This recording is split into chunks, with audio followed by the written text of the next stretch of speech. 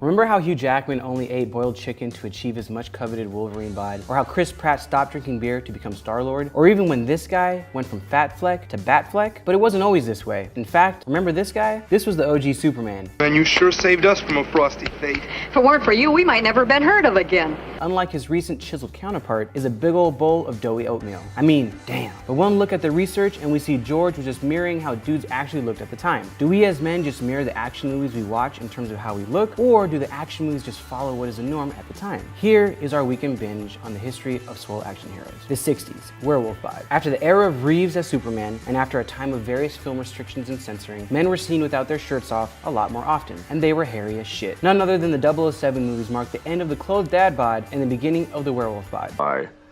I suppose my silence could have a price. You don't mean... Oh, no. Oh, yeah.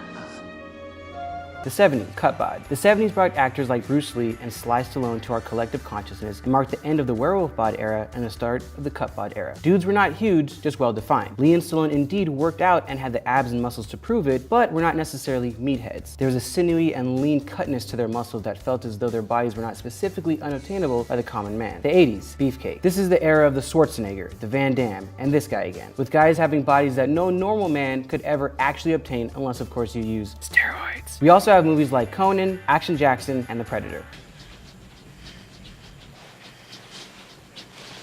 What's the matter?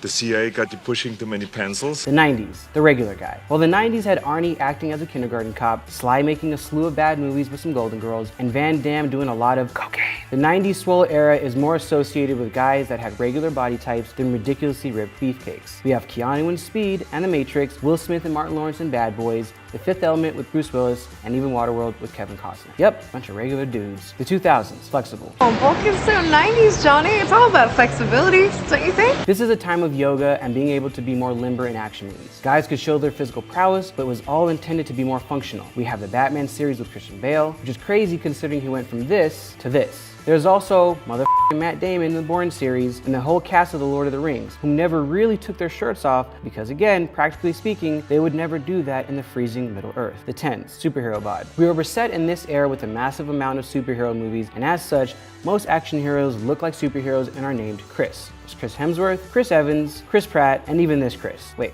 no, not that Chris. I'm sorry. I'm trying to kill somebody, man. Damn. Either way, they all achieved damn near Adonis-level bodies for their forays into the superhero genre. And unlike Arnie and Stallone, these guys look less like they could be in competition and more like actual statues. More sculpted and honestly look like they could be in a damn comic book. I mean, look at that. Jesus, just look at it. And that's the list. There are a few body types I may have missed, as each era is not monolithic in terms of what people like to see. But these are a few to show how we went from the werewolf bod to comic book hero bod all in the course of 50 years.